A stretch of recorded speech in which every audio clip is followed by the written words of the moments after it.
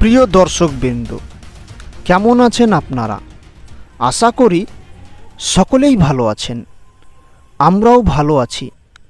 তাই তো ডিইটিভি বাংলার পক্ষ থেকে আমরা আপনাদেরকে দেখাতে চলেছি কলকাতা মহানগরীর অন্যতম ভ্রমণ স্পট সায়েন্স সিটি। আপনারা এই সায়েন্স সিটি ভারতবর্ষের নানা প্রান্ত থেকে খুব সহজেই চলে আসতে পারেন। ট্রেনে আসলে হাওড়া শিয়ালদা রেল স্টেশন থেকে একাধিক বাস ও ট্যাক্সি পেয়ে যাবেন, আর বাসযোগে আসলে ধর্মতলা থেকে একাধিক বাস পেয়ে যাবেন।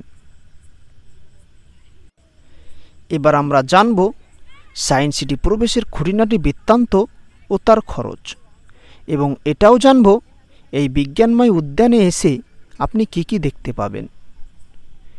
ডিইটিভি বাংলার পর্দায় দেখানো হচ্ছে সায়েন্স সিটি উদ্যানের খুঁটিনাটি বৃত্তান্ত, তাই কেউ স্কিপ না করে মনোযোগ দিয়ে চার্টটি দেখুন, কারণ এই উদ্যানে প্রবেশের আগে এগুলো জানা আবশ্যক।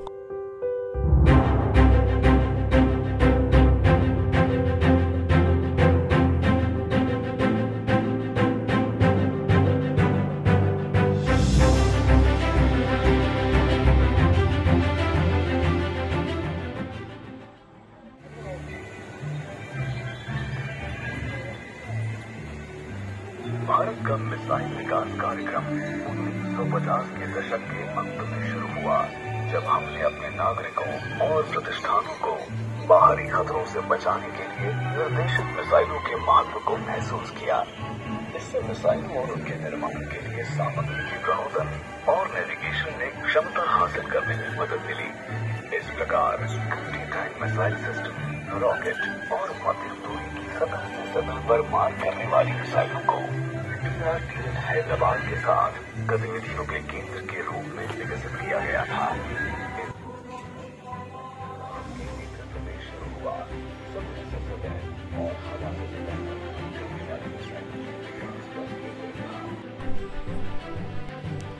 এবার আমরা জানব সায়েন্স সিটির সংক্ষিপ্ত ইতিহাস। সায়েন্স সিটি হলো কলকাতায় অবস্থিত একটি বিজ্ঞান কেন্দ্রিক বিনোদন উদ্যান। এটি ভারত সরকারের সংস্কৃতি মন্ত্রকের অধীনস্থ জাতীয় বিজ্ঞান সংগ্রহালয় পরিষদের অধিভুক্ত একটি বিজ্ঞান কেন্দ্র। পূর্ব কলকাতার ইস্টার্ন মেট্রোপলিটন বাইপাস ও JBS হ্যালডেন অ্যাভিনিউয়ের সংযোগস্থলে প্রায় 50 একর জমির ওপর সায়েন্স সিটি অবস্থিত। 1997 সালের 21 জুলাই সায়েন্স সিটি উদ্বোধন হয়। সায়েন্স সিটি স্থাপনের মূল উদ্দেশ্যই ছিল কলকাতাবাসীর কাছে বিজ্ঞানকে জনপ্রিয় করে তোলা, আর তৎকালীন সরকারের সেই উদ্দেশ্য সফল হয়েছে। বর্তমানে বিজ্ঞান এখন বেশ জনপ্রিয়তাও লাভ করেছে। এই সমস্ত উদ্যানে আসলেই যেন মনে পড়ে যায় ছোটবেলায় বইয়ে আঁকা বিজ্ঞানের নানান বৈচিত্র্যময় ভাস্কর্যগুলি, এবং এই উদ্যানে আসলে বোঝাই যায় না যে কে কী খায়, কে কী করে, কী তার পরিচয়। কারণ এই ধরনের বিনোদনমূলক উদ্যানে আসলে বোঝাই যায় না যে কে হিন্দু, কে মুসলিম, কেই বা খ্রিস্টান। প্রত্যেকের একটাই উদ্দেশ্য এই বিজ্ঞানময় উদ্যানকে উপভোগ করে বিজ্ঞানের মাধ্যমে নতুন কিছু শেখা ও বন্ধুবান্ধবদের সাথে একটু আড্ডা, খাওয়া দাওয়া এবং একটু বিনোদন। তাই তো এই সায়েন্স সিটিতে আসলেই লক্ষ্য করা যায় জাতি, ধর্ম, বর্ণ নির্বিশেষে সকলে ভারতবর্ষসহ পৃথিবীর নানা প্রান্ত থেকে ছুটে আসে এই স্থানে।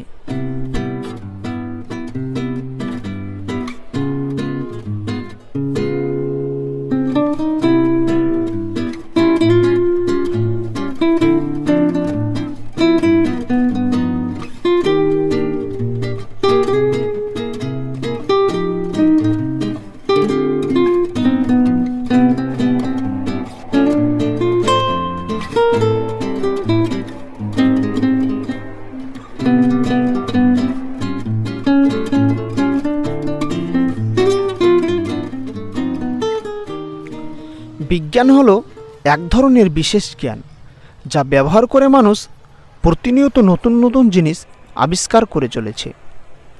এই মুহূর্তে আপনারা লক্ষ্য করছেন বৈজ্ঞানিকদের নানা আবিষ্কৃত ভাস্কর্য, এবং ভ্রমণ পিপাসুরা তা নিয়ে আনন্দ উল্লাসে মেতে উঠেছে। বাচ্চা থেকে বুড়ো সকলেই উপভোগ করছে।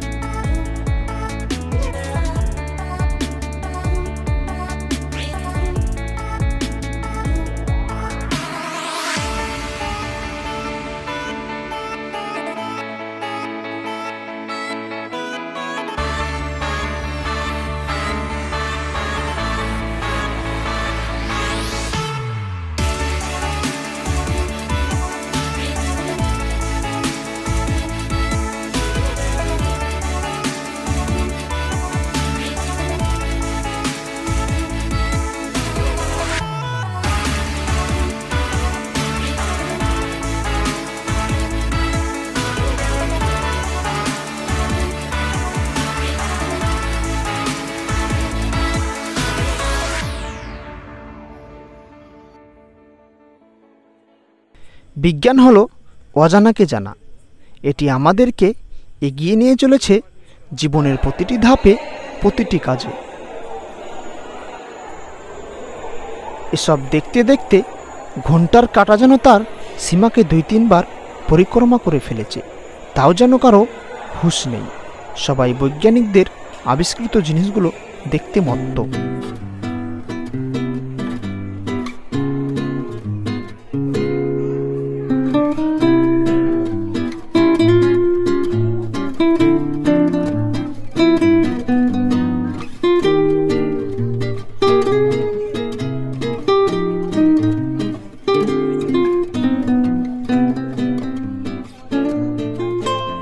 বিজ্ঞান কেন্দ্র থেকে বেরোতেই দেখলাম সঙ্গীত শিল্পীরা সুরের তালে তাল মিলিয়ে নৃত্য পরিবেশন করছে, আর সূর্য মামা পশ্চিম দিকে ডুব দিয়েছে।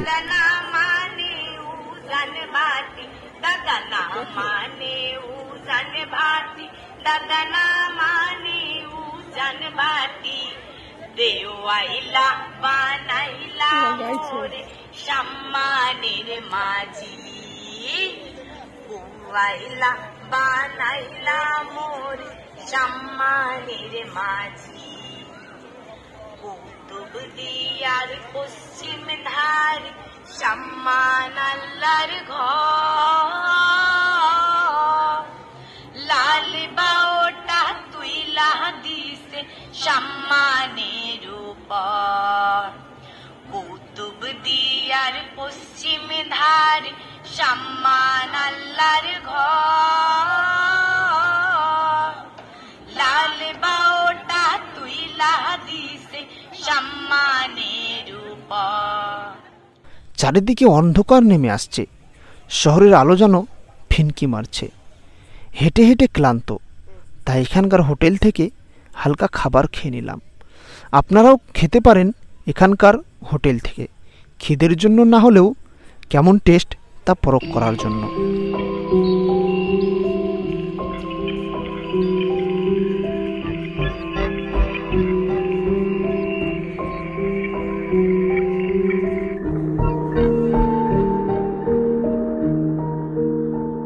রাতের বেলায় কলকাতা শহরকে কেমন দেখায় জানার খুব ইচ্ছে জাগলো, তাই তো রুফওয়েতে উঠলাম।